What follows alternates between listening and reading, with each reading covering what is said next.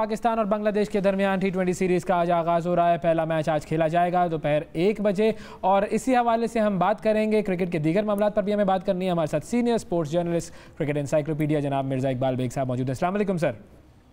वालेकुम अस्सलाम। उवैस और शिफा, आप दोनों को अगरचे अब 11:20 हो रहे हैं लेकिन सुबह बखैर। Happy men's day sir. हाँ, वो मैं सुन रहा था उवैस का। शिफा ने तो कहा कि आप डांट सुन ले तो जमीन दहल जाए, लेकिन उवैस ने ये नहीं कहा कि अगर आप डांट सुन ले तो आसमान गिर जाए। सर ऐसा ही होता है, हम पर तो अक्सर आसमान गिरते रहते हैं। पर तो बदनाम है बेचारा, हम पे इल्जाम तो ऐसे भी हैं वैसे भी सही। ये वाले मामला। अच्छा, इतना मासूम भी नहीं है कि इल्जाम ऐसे वैसे ही लगेंगे, इल्जाम भी सही लगते हैं कई कई जगहों पे। तो सर ये पहले तो ये बताइए कि आज क्या जो है वो सीरीज़ का आगाज़ हो रहा है, बांग्लादेश और पाकिस्तान की T20 सीरीज़। तो सर क्या पाकिस्तान की जो परफॉर्मेंस जिस तरीके से रही ICC T20 वर्ल्ड कप में, उस हवाले से तो मुझे लगता है वन साइडेड सीरीज़ होगी। बिल्कुल वैसे 2015 में जब पाकिस्तान ने बांग्लादेश का दौरा किया तो पाकिस्तान को वनडे सीरीज में, टेस्ट सीरीज में शिकस्त हुई थी। लेकिन अब चूंकि पाकिस्तानी टीम गेयर अप हो गई है मुत्तहिदा अरब अमारात में, जो उसकी परफॉर्मेंस रही कि पाकिस्तान ने 5 दिन में 3 टफ मैचेस खेले। आप देखें वर्ल्ड कप के 24 अक्टूबर को भारत, 26 अक्टूबर को न्यूजीलैंड और 29 अक्टूबर को अफगानिस्तान, और उन तीनों मैचेस में पाकिस्तान ने कामयाबी हासिल की। तो मैं समझता हूँ पाकिस्तानी टीम गियर अप हो गई है। और बांग्लादेश की टीम को भी सेटबैक है, शकीबुल हसन फिट नहीं हुए, उन्होंने मुशफिकुर रहीम को ड्रॉप कर दिया है। तो उनकी टीम में भी कई यंगस्टर्स शामिल हैं। मुत्तहिदा अरब हमारा परफॉर्मेंस दी, मेरी बात हो रही थी वहाँ UAE की जो क्रिकेट सिलेक्शन कमेटी है उसके 25 बरस तक रहे मौनी को कि पाकिस्तान अगर फाइनल में इंशाल्लाह पहुंच जाता पाकिस्तान, तो पाकिस्तान को हरा सकता था, पाकिस्तान और न्यूजीलैंड को। लेकिन किस्मत की देवी हम पे मेहरबान नहीं थी। पर कोई बात नहीं, अब थोड़े महीनों के बाद, चंद महीनों के बाद दोबारा से यही मुकाबला होना है, यही मैदान सजना है, ऑस्ट्रेलिया में सजना है और क्या। तो उसके लिए हम उम्मीदें अच्छी रख रहे हैं। बिल्कुल। अच्छा मिर्जा साहब, आपने क्योंकि फिटनेस की बात की है तो फिटनेस से मुझे याद आया कि हमारे जो रिजवान थे वो फिट नहीं थे। वो मैच से 2 दिन पहले हॉस्पिटल में एडमिट थे और उनकी जो तस्वीर चल रही थी मीडिया पे देख के लग रहा था कि तबीयत शदीद खराब है। तो ऐसी तबीयत में आपका खिलाड़ी 2 दिन बाद फिट कैसे हो जाता है? मतलब उसको खिलाने का फैसला सही था उनको? उन्होंने तो खैर अपना फैसला सही साबित कर दिया, उन्होंने तो अपनी एफर्ट की ना, लेकिन जो देखने वाले लोग हैं, खिलाने का मामला है वो भी क्या उनको रेस्ट नहीं देते थे? शिफा, आपने बिल्कुल सही सवाल किया और ओवैस ने सही कहा कि चले वहां तो क्रंच मैच था, लेकिन यहाँ तो इनको 3 दिन उन्होंने आराम भी किया रिजवान ने, और फिर उसके बाद प्रैक्टिस की। रेस्ट देना चाहिए था क्योंकि बांग्लादेश की टीम को इतनी बहुत बड़ी ताकतवर टीम नहीं है। 5 मैचेस वो अपने वर्ल्ड कप में हारी, क्वालिफाइंग राउंड में खेली, उसमें भी उसको स्कॉटलैंड ने हरा दिया था। तो मैं समझता हूँ कि पाकिस्तान को अपने यंगस्टर्स को चांस देना चाहिए था। लेकिन मैं हैरान हूँ कि 12 रुकनी जो स्क्वाड ऐलान किया गया है जिसमें से 11 खिलाड़ी मुंतखब किए जाएंगे, आसिफ अली जिन्होंने सिर्फ 20 गेंदें खेली वर्ल्ड कप में, उनको आराम करा दिया गया है। आप उनको मौका तो दें कम से कम। और इसी तरीके से शोएब मलिक जो है वो जाके टीम को उन्होंने ज्वाइन कर लिया है। आपने शाहनवाज दहानी को आप सैर कराने के लिए लेकर जा रहे हैं और वो बेचारा वजीर सयाहत बन गया है पाकिस्तानी क्रिकेट टीम का, जहां जाता है घूम फिर कर वापस आ जाता है। हॉस्पिटैलिटी बेचारे की देखे ना कैसे चाय वाय दे रहा होता है सबको, सारे खिलाड़ियों से अच्छी रिलेशनशिप बनाई हुई है उसने माशाल्लाह। बस यही है, लेकिन बड़ा टैलेंटेड क्रिकेटर है वो। बेस्ट बॉलर हुआ पाकिस्तान लीग का अबू धाबी में, और उसको तो खिलाना चाहिए। उसको टेस्ट टीम के साथ भेज दिया कि जाओ जरा सैर करो, और वो जज़ायर गरबुल हिंद के जजीरों की सैर करके आया, बीच साइड की खेले बगैर। तो मुझे लग रहा है, और फिर उसने एक तस्वीर भी हुआ है, आपने देखी होगी शिफा, वो धोनी के साथ उसने सेल्फी ली।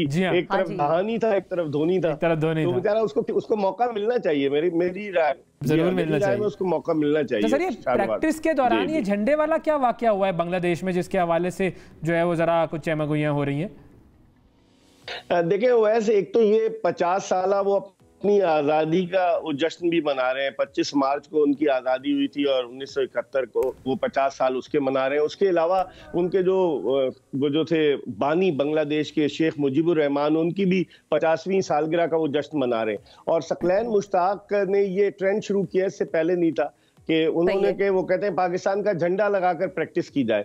तो अब आप मुझे बताएं कि पाकिस्तानी शर्ट्स पे तो वो है ही स्टार बना हुआ, तो वो उनके वजीर मुमलिकत बराए इत्तलात मुराद हसन ने स्टेटमेंट दे दिया कि पाकिस्तानी टीम वापस चली जाए। झंडे के मामले पर वो बड़े हसास हैं, क्योंकि आपको पता है हसासियत बहुत ज्यादा है। बांग्लादेश 1971 तक पाकिस्तान का हिस्सा था, फिर अलग हो गया। तो मेरे ख्याल में इस तरह की चीजें नहीं होनी चाहिए। दुखती हसासियत तो अक्सर उन्होंने दिखाई है ना। हम जब एशिया कप जीते थे तो उनकी वजीर आजम चली गई थी कप दिए बगैर। मुझे याद है जब एजाज चीमा ने जो आखिरी ओवर किया था और बांग्लादेशी ये समझ रहे थे कि वो एशिया कप जीत जाएंगे और पाकिस्तान जीत गया, तो वो प्राइज डिस्ट्रीब्यूशन में शिरकत किए बगैर चली गई। तो इससे उनके रवैये का अंदाजा होता है। तो हमें भी मामले की हसासियत को समझना चाहिए था कि बजाय इसके कि हम तो पाकिस्तान की टीम मैदान में उनको शिकस्त देगी, पाकिस्तान की सब कैप जब हम सर पर सजाते हैं, हाँ सब कैप सर पर सजाते हैं शिफा, तो उस पर स्टार होता है, शर्ट पहनते हैं उस पर पाकिस्तान का स्टार होता है। तो मेरे ख्याल में ये कंट्रोवर्सी अननेसेसरीली जो है ना वो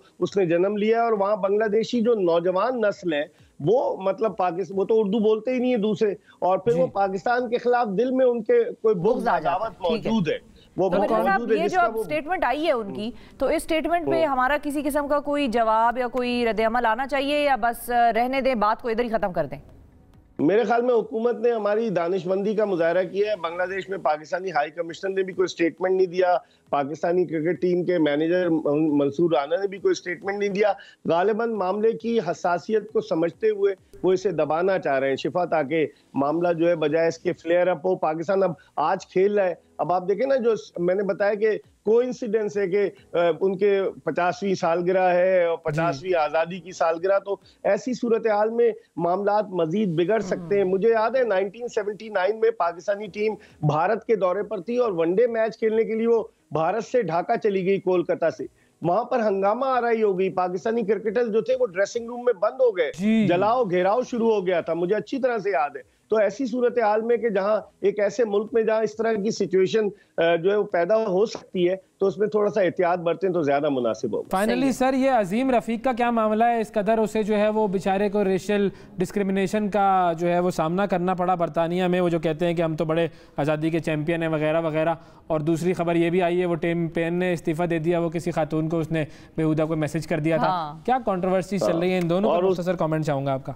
और उसने इस्तीफा भी टिम पेन ने मर्दों के आलमी दिन के मौके पर दिया है, आप ये भी देखें। और दूसरी चीज ये है कि अगर अजीम रफीक की बात करें, अजीम रफीक कराची में पैदा हुआ 1991 में, फिर वो 2001 में इंग्लैंड शिफ्ट हो गया, इंग्लैंड अंडर 19 का कप्तान रहा, यॉर्कशायर की कप्तानी की, बड़ा जबरदस्त प्लेयर है। लेकिन यॉर्कशायर काउंटी में ओवैस रेसिज्म बहुत ज्यादा है। और एक जमाना था कि वहां वो कोई यॉर्कशायर के अलावा कोई कलर्ड क्रिकेटर को खेलने की इजाजत नहीं होती थी कि काउंटी को रिप्रेजेंट कर सके।